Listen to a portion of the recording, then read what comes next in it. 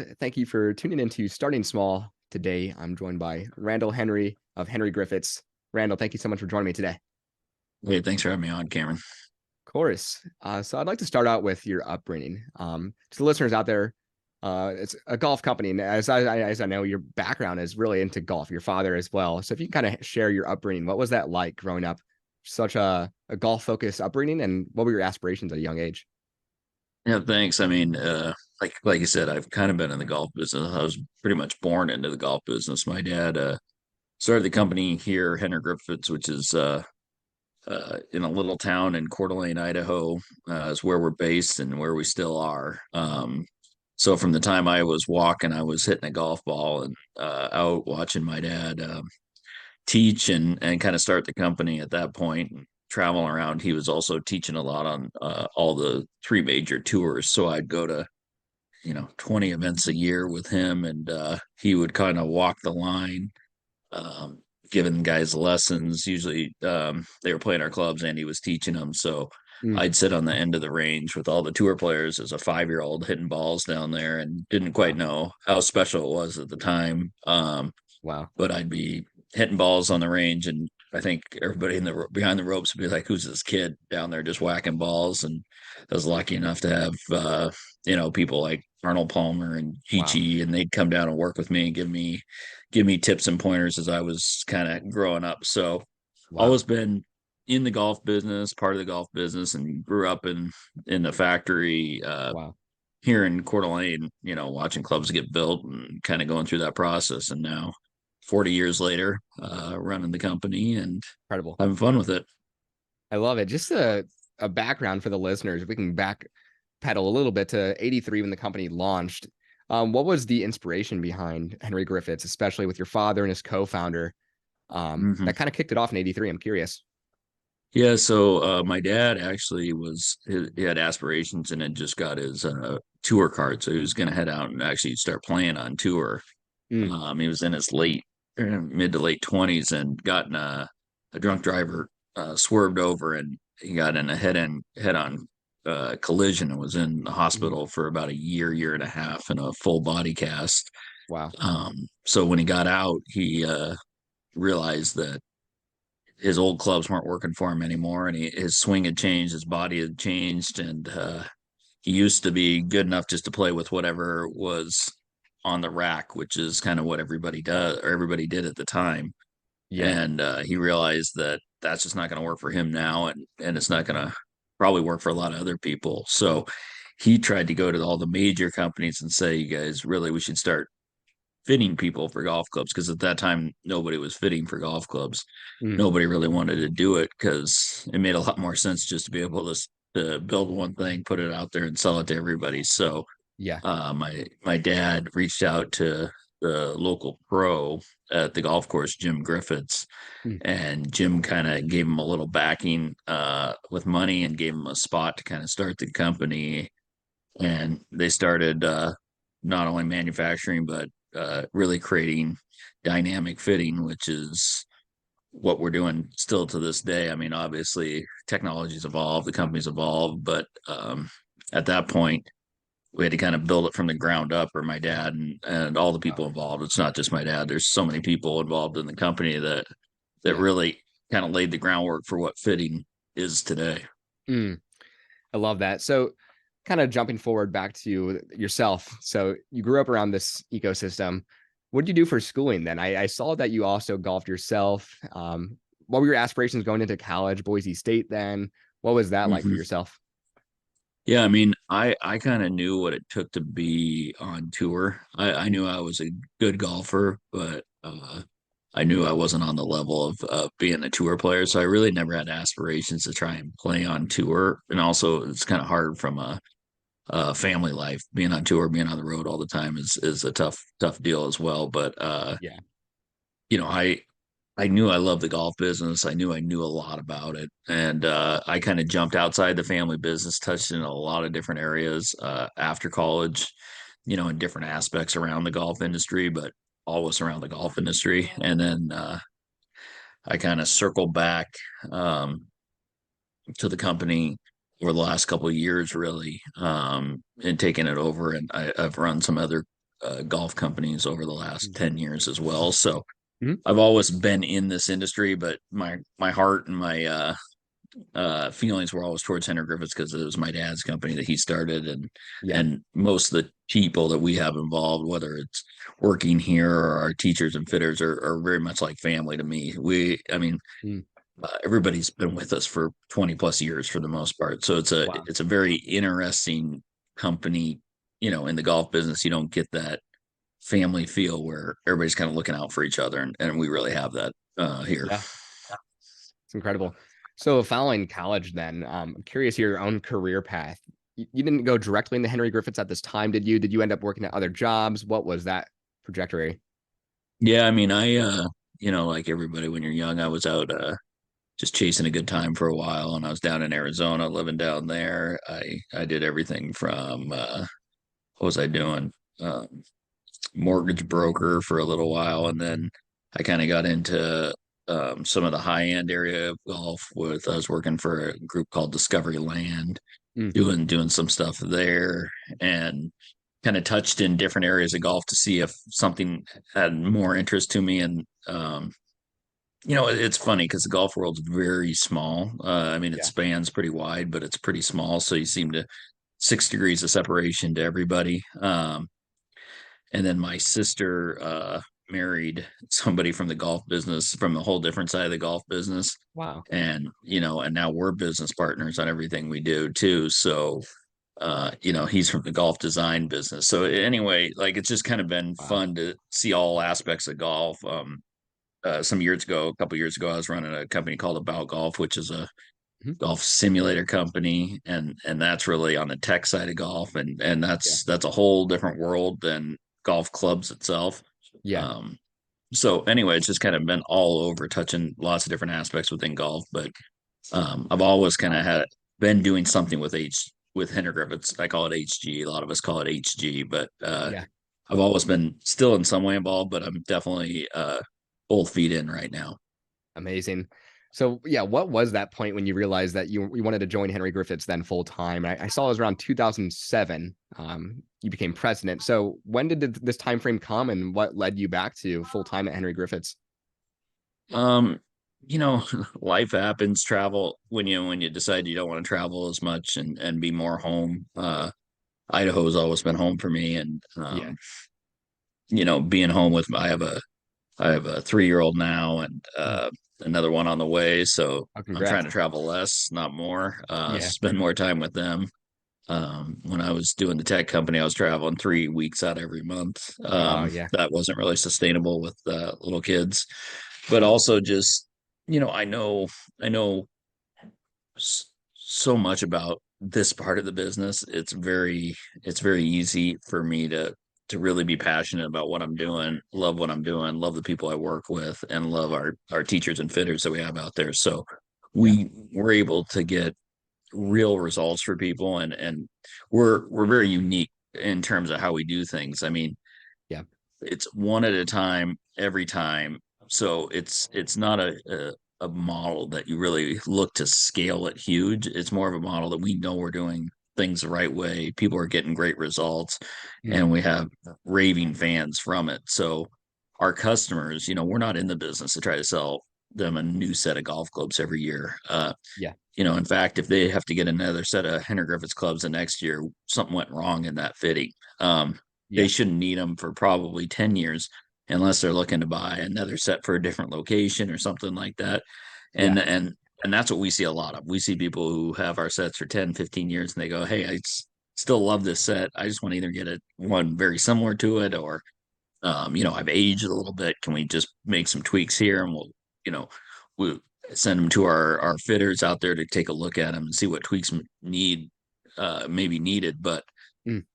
really, that's what it's about, is solving people and making them better golfers. And Yeah. our job as a club manufacturer or as a teacher is that they don't need us. If we do our job right, they shouldn't Yeah. need us. Their golf game's better, they're hitting it better, they don't need lessons, they don't need clubs, because those issues have been solved. So that's Certainly. ultimately always the goal, which is kind of the opposite in business. Is you're not trying to get rid of your customers, but in some Yeah. ways we are. Absolutely. So to the listeners out there, just from a customer point of view, say someone wants to go get a pair of Henry Griffitts set of clubs. What does that process look like? Especially, so you go to the fitting process, then manufactured. Can you kind of walk us through that? That especially that differs from existing manufacturers out there today. Yeah. Happy to do it. I mean, our teacher fitter locations kind of span all over, and each location is not necessarily the same. What's the same is that they've been certified a Henry Griffiths teacher, and we say teacher fitter. So the Mhm. big distinguishing factor between Henry Griffiths is we think teaching and fitting go hand in hand. Mm. So the same person that's giving you lessons should be the person that is fitting you for golf clubs, because they know where they're trying to take your golf game. And so Yeah. it's very important for us to say, um, that person needs to understand both aspects of the golf swing and the clubs, and how we have a phrase we say equipment affects motion, how that equipment affects the motion they're making, because you can either fit somebody and condemn them to the golfer they are, or you can fit somebody and fit them to the golfer they can become. And we like to fit them to the golfer that they can become. So it's sometimes making things completely different than what they would get fit anywhere else. And Mm. 9 times out of 10, it really is that way. For Yeah. us, our fits are going to look completely different than what a fit would look like other places, because really they're, and it makes sense with the different business models. They're doing exactly what they should be doing. Yeah. If I'm not going to see somebody, I can't really make these major changes in their golf equipment and their golf swing. But if I'm going to see them again, and kind of, it's a relationship when we get a set of golf clubs. That's why we have a 100-day fit warranty on our golf clubs, is because we want their swing to change with the equipment. We're putting equipment in their hand that's going to strengthen their swing. So we always say weaken the club and strengthen the swing. Mm. But if I'm only going to see that person once, all I can really do is kind of tweak here and there and say, okay, here's a little bit better combination for you. You're going to get a little bit tighter dispersion. You're going to get a little bit more distance.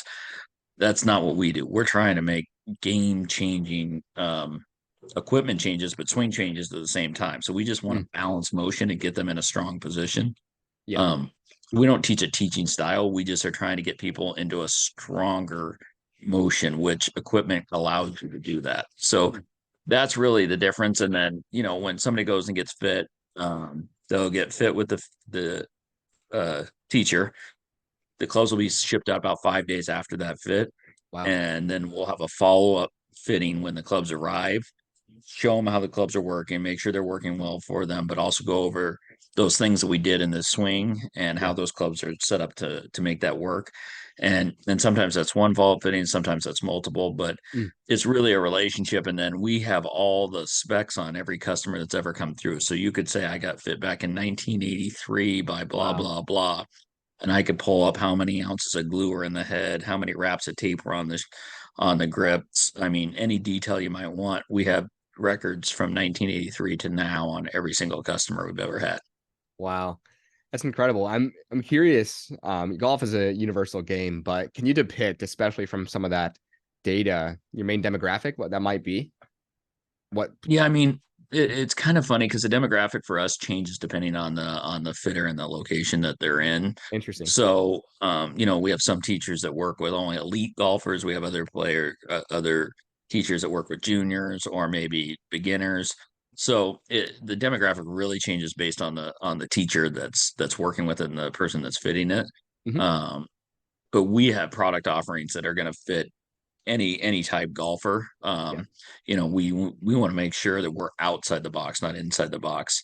And you're only able to do that when you're a smaller company like we are. So, Yeah. we probably sell more outside the box products than we sell inside the box products. Because if you're going to Mm. just get something that you can go get anywhere, there's a lot to choose from. But when you're getting outside the norms, whether it be loft, Langle, flex, weight, whatever it might be, that's really where we sell the most of our stuff, is in the Mm. flexibility of the products itself. Certainly. So overall, what would you say, marketing wise, getting into that? I'm curious. I'm sure this evolved over time, and especially in the golfing world, it's probably reliant a lot on kind of the players out there themselves. What works well for you guys today? I'm curious, and marketing wise. I mean, the thing that works for us is word of mouth, to tell you the Yeah. truth. Like, I mean, social media and those things have changed the landscapes considerably, but traditional marketing has never really worked for us. Yeah. We used to do those, full page ads in all the golf magazines, and that never really was it's not what we do anyway. Yeah.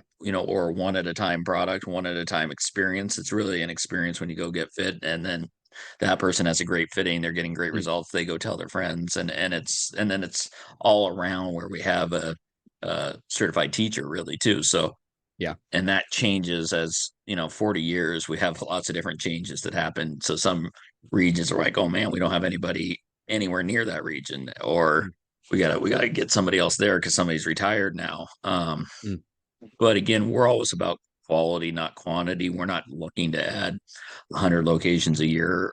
We're looking just I mean, we get inquiries all the time about adding Henry Griffitts to a location, but we really are mhm. looking for one or two in a big area, cover Yeah. that. And it's just about quality, not about quantity. It's about people that want to do it a little bit slower way, uh, but what they Certainly. feel is the right way and getting results for their golfers. Certainly. Talking on innovation and kind of growth for Henry Griffiths, I'm curious, what is that process like when you're innovating a new club? I'm sure the golf game, especially as we see in drivers, changes all the time. So, what does the innovation and R&D process look like behind the scenes at Henry Griffiths if a new club's introduced, for example? Yeah. So again, that's something we look at differently. I think we don't come out with clubs just to come out with clubs. So, Yeah. uh, and the bigger companies are going to come out with new product every year on replacing all the old ones.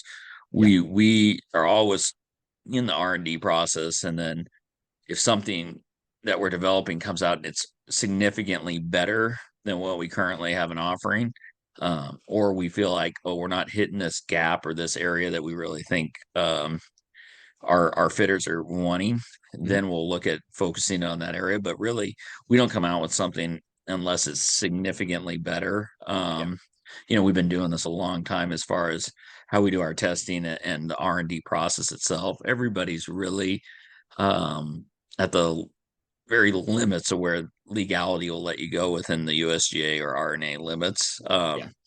So a lot of that it's 10 yards further this year is a lot of marketing. Yeah. But that's the business we're in. You got to sell new product every year.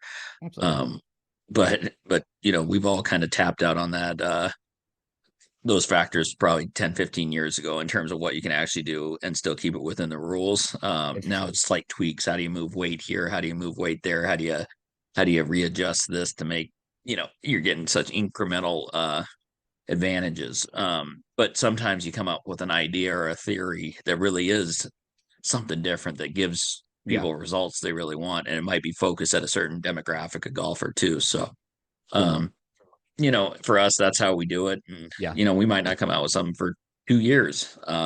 Yeah. But it's because, nothing has really come out that's better. And we're not trying to sell somebody something just to sell them something. It's got to be Absolutely. better. Certainly. Looking at maybe like the pro side, do you have any endorsements like outlasting right now? And I'm curious. I'm sure Henry Griffiths, you said your father entered the league as well. So what kind of role does endorsements play with Henry Griffiths? And are you guys sponsoring athletes currently? And what does that look like?